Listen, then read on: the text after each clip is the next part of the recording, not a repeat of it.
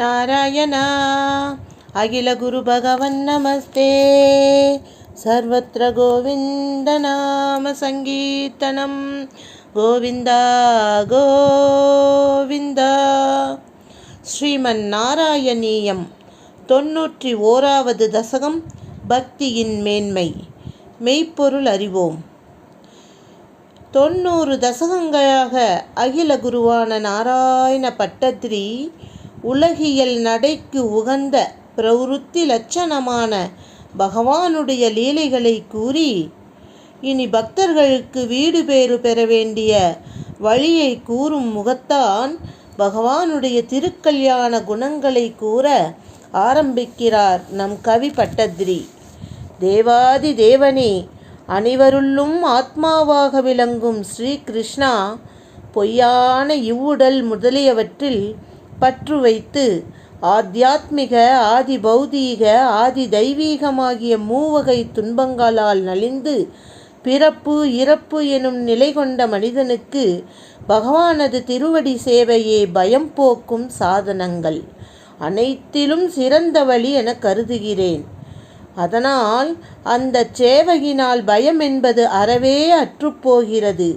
ஏனெனில் பகவானால் உபதேசிக்கப்பட்ட பக்தி மாற்றங்களை கை கொண்ட ஒருவன் கண்மூடித்தனமான அறிவை மயக்கும் தீய வழியில் ஓடினாலும் அவன் ஓரிடத்திலும் தடுக்கி வழுக்கி விழமாட்டான்.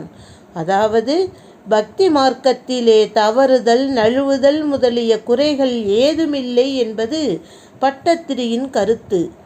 எங்கும் நிறைந்து விளங்கும் குருவாயூரப்பா, ஸ்ரீ கிருஷ்ணரின் குருவாயூரப்பனின் சக்தியால் தூண்டப்பட்ட மனிதனுடைய மனதையுடைய புகழொன்றில்லா அடியேன் உடலாலும் வாக்காலும் மனத்தாலும் இவ்வுலகில் திரும்ப திரும்ப எதை செய்கிறேனோ அவற்றையெல்லாம் பரமாத்மாவாகிய பகவானிடமே அர்ப்பணம் செய்கிறேன். எவன் ஒருவன் பிறப்பினால் சண்டாளனாக இருப்பினும் மனம், செயல், சொல், புலன்கள், நுகர்பொருட்கள், பிராணன் ஆகிய அனைத்தையும் பகவானிடமே அர்ப்பணம் செய்கிறானோ அவன் உலகம் அனைத்தையும் புனிதப்படுத்துகிறான். அவன் சண்டாளனே ஆனாலும் அவனுடைய செய்கையால் இந்த உலக அனைத்தையும் புனிதப்படுத்துகிறான். பகவானது திருவடிகளில் பக்தியற்ற மனம் படைத்தவன் சிறந்த ஆச்சாரம் அனுஷ்டானம் உள்ள அந்தணனாகவே இருப்பினும் அவன் இந்த உலகத்தை புனிதப்படுத்த இயலாது.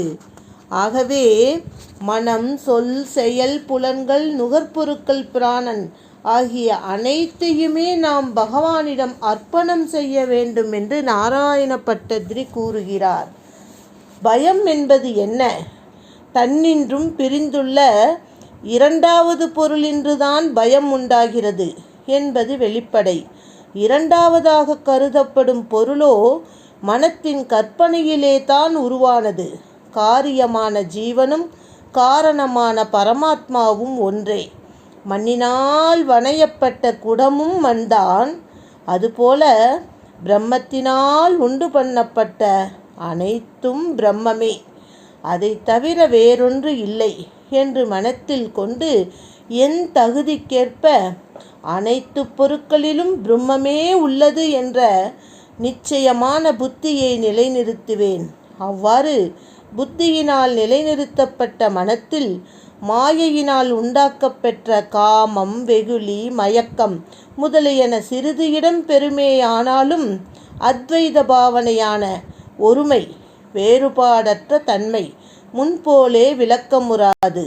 ஆகவே மாயையை தன்வயப்படுத்திய பக்தர்களை காப்பதே தன் கடமையாக கொண்ட குருவாயூரப்பனை வேறு நாட்டமில்லா திடபக்தியுடன் இடைவிடாது தியானித்து இந்த சம்சார பயத்தை முற்றிலுமாக போக்கிக் கொள்ள வேண்டும். இவ்வுலகத்திலே லக்ஷ்மி கடாட்சம் பெற்றவர்களின் செல்வம் படைத்தவர்களின் சேர்க்கையாலேயே ஒருவனுக்கு செல்வம் பெருகுகிறது. அதுபோல பகவானது திருவடிகளை சேவிக்கும் அடியார்களது சேர்க்கை நம்முடன் இருந்தால் மட்டும்தான் பல பிறவிகளில் செய்த புண்ணியமுடையோர்களுக்கு பகவானிடம் பக்தியும் அதன் வளர்ச்சியும் உண்டாகிறது. தேவதேவா குருவாயூரப்பா, அவ்வாறான சத் சங்கம் எனக்கு எப்பொழுதும் உண்டாகட்டும் என்று நாராயண பட்டத்திரி வேண்டிக் கொள்கிறார். அன்புடை தோழிகளே, நன்றாக புரிகிறதா? நாமும் இணைந்திருக்கின்றோம் ஸ்ரீமன் நாராயணீயம் என்கின்ற சத் சங்கத்திலே. இனி ஒரு பொழுதும் நமக்கு பயம் தேவையில்லை. அவர்களது திருவாக்கிலிருந்து வெளிவரும் பகவானது பெருமையை கூறும் சொற்களால் பாவங்களை போக்கவல்ல திடமான பக்தி உண்டாகிறது. புரிகிறதா தோழிகளே? நாம் இணைந்திருக்கும் சத்சங்கத்தினால்தான் ஒவ்வொருவர் திருவாக்கிலிருந்தும் பகவான் குருவாயூரப்பனின் பெருமையை கூறும் சொற்கள் வெளிப்பட்டு கொண்டு இருக்கின்றன. மோட்சத்தை அளிக்கக்கூடிய சாதன மார்க்கங்களுள் பக்தி மார்க்கத்தில் அதிக பற்று உடையவனாகவும் உயர்நலமளிக்கும் பகவானது அவதார சரிதங்களையும் திருவிளையாடல்களையும் திருநாமங்களையும் திரும்ப திரும்ப பாடிக்கொண்டும் அவ்விரண்டிலும் விரைவில் மனமுருகி மெய்மறந்து சில சமயம் சிரித்து கொண்டும் சில சமயம் அழுது கொண்டும் சில சமயம் உறக்க கத்திக்கொண்டும் சில சமயம் உறக்க பாடிக்கொண்டும் பெத்து பிடித்தவனைப் போல ஆடிக்கொண்டும் உலக பற்றற்றவனாக இவ்வுலகில் திரிந்து வர அருள் புரிய நாராயண பட்டத்திரி வேண்டுகிறார். அன்பு தோழிகளே, பட்டத்திரியின் வேண்டுதல்களை எல்லாம் நாம் இப்பொழுது செய்து கொண்டு இருக்கின்றோம். கூர்ந்து கவனித்து பாருங்கள், உண்மையை கண்டுபிடித்து விடுவீர்கள். அகில உலக நாயகனே, கண்டும் கேட்டும் இருக்கின்ற இந்த பஞ்சபூதங்களையும் அவற்றால் உண்டான சகல பிரபஞ்சத்தையும் பறவைகள், மீன்கள், விலங்குகள், அதாவது பரப்பன, நீந்துவன, ஊர்வன ஆகியவற்றையும் நண்பர்களாகவும் பகைவர்களாகவும் உள்ள மானிடர் அனைவரையும் உண்மையில் பகவானது வடிவமே என்று உணர்ந்து நாம் வணங்க வேண்டும். இவ்வாறான சாத்திய பக்தி, இந்த பக்திக்கு பெயர் சாத்திய பக்தி, மனமார பகவானை நினைத்தலினால்தான் கிடைத்து விடுகிறது. என்பது எப்படி என்றால், உலக நாயகனான குருவாயூரப்பா பகவானை மனதார சேவிப்பதாலும் குருவாயூரப்பனுடைய கருணையினாலும் திடமான பக்தியும் பற்றற்ற நிலையும் பகவானை பற்றிய தத்துவஞான விளக்கமும் வேறு முயற்சியின்றி நமக்கு தானாக கிடைத்து விடுகிறது. பகவானிடம் மனம் ஒன்றியதால் இவ்வுலக வாழ்விலே எழும் பசி, தாகம் முதலியவற்றால் அறிவு தெரியாமலும் பகவானின் வடிவையே அனவரதமும் இடையராது தியானம் செய்வதால் ஒரு கண நேரமும் பகவானது திருவடி பஜனையிலிருந்து விலகாமலும் இவ்வுடல் முதலிய நுகர்பொருட்கள் அனைத்துமே மாயையின் செயல் என்றறிந்து விரும்பியது பெற்றால் மகிழ்ச்சியும் வெறுப்பது பெற்றால் அதில் துயரமும் கொள்ளாமலும் பகவானது திருவடி நகங்களாகிற சந்திரனின் ஒளியால் மிகவும் குளிர்ந்த உள்ளமுடையோனாக உலவ வேண்டுமென்று நாராயண பட்டத்திரி நமக்கும் சேர்த்து குருவாயூரப்பனிடம் வேண்டிக் கொள்கின்றார். அதாவது இந்த பக்தி மார்க்கத்திற்குள் வந்தவுடன் விரும்பியது பெற்றால் மகிழ்ச்சியும் வெறுப்பது பெற்றால் துயரமும் கொள்ளாமல் பகவானின் திருவடி நகங்களாகிய சந்திரனின் ஒளியால் மட்டுமே குளிர்ந்த உள்ளம் உடையவர்களாக நாம் இருக்க வேண்டும் என்பது நாராயண பட்டத்திரியின் கருத்து. இனி மூவகை பக்தர்களின் நிலையை கூறுகிறார் பாருங்கள். இவ்வுலகிலுள்ள பொருட்கள் அனைத்திலும் பகவானே நீக்கமர விளங்குகிறார். பகவானை விடுத்து வேறல்ல என்ற ஒன்றிய உணர்வில், அதாவது உத்தம பக்தியில் இப்பொழுது எனக்கு போதிய தகுதி இல்லை என்றால் தங்களிடம் அன்பே வடிவெடுத்த பிரேம பக்தியும் பகவானது பக்தர்களின் உறவும் பகவானை சேவிப்பதில் ஈடுபாடு அற்ற மூடர்களிடம் தயவும் பகைவர்களிடம் பகவானை சேவிக்காத கசடர்களிடம் உபேட்சையும் உண்டாகட்டும். இது மத்தியம பக்தி. அந்த மத்தியம பக்தியிலும் எனக்கு தகுதி இல்லை என்றால் எப்படி உத்தம பக்தியிலும் மத்தியம பக்தியிலும் தகுதி இல்லை என்றால் பகவானது அச்சாரூபமான திரு உருவங்களில் மிகுந்த சிரத்தையுடன் பூஜை செய்யும் விருப்பமாவது என்னிடம் வளரட்டும். இதுதான் அதம பக்தி. இவ்வாறு அதம பக்த தர்மத்தை வேண்டுவதன் காரணம் என்னையெனில், இவ்விதமாக பகவானை வணங்குபவனும் கூட பக்தர்களிடையே உயர்ந்தவனாக விளங்கும் நிலையை மிக விரைவிலேயே அடைந்து விடுகிறான்.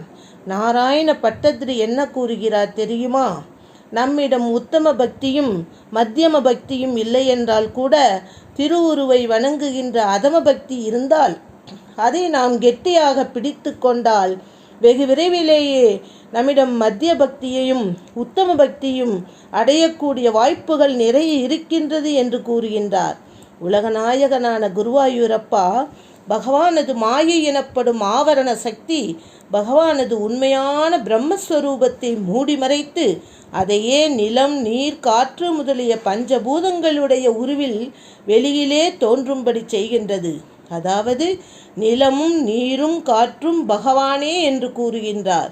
விருப்பு வெறுப்பு என்ற பாகுபாடு கொண்ட பற்பல கர்மங்களின் பயனாக அடையப்பெற்றதும் தன்வயமற்றதுமான சரீரத்தை பெற்ற ஜீவாத்மாக்களை துன்பமாகிய வலையில் விழும்படி செய்கின்றது.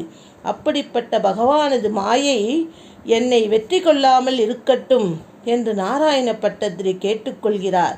விபுவே குருவாயூரப்பா, பகவானது திருவடிகளில் செலுத்தும் பக்தி ஒன்றே அந்த மாயையை அழிக்க வல்லதென்று பிரபுத்தர் என்ற சித்தயோகி விதேகராஜனான நிமியிடம் கூறினார் என்று ஸ்ரீமத் பாகவதம் கூறுகிறது.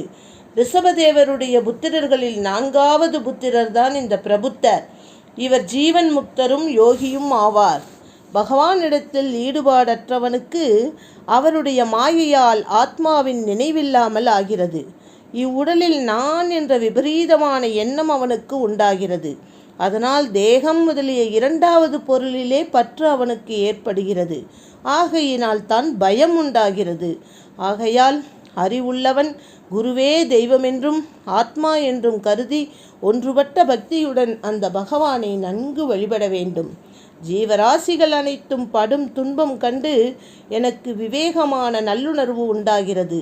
அதன் பயனாக சிறந்த குருவை நான் அடைந்து அவரிடமிருந்து பகவானது உண்மை சொரூபத்தை உள்ளபடி அறிந்து பகவானது திருக்குணங்களையும் திருவிளையாடல்களையும் பற்றிய கதைகளை கேட்டும் பாடியும் அதன் பயனாய் பகவானிடம் பக்தி பெருகி நிற்கவே இவ்வுலக மாயையை கடந்து உயர்ந்த சுகமயமான பகவான் குருவாயூரப்பனுடைய திருவடிகளில் மகிழ்ந்து நிற்பேன். இவ்வாறு நான் மகிழ்ந்து நிற்பதற்கு முதற்படியாக நான் மாயையை வெற்றி கொள்ள வேண்டும். ஆகவே பகவானே, குருவாயூரப்பனே, என்னை வாட்டி வதைக்கும் என் நோய்களை போக்கி அருளுக என்று அற்புதமான அழகான பகவானின் திருவடிகளை அடைவதற்குரிய சூட்சுமத்தை விளக்கும் இந்த 91வது தசகத்தை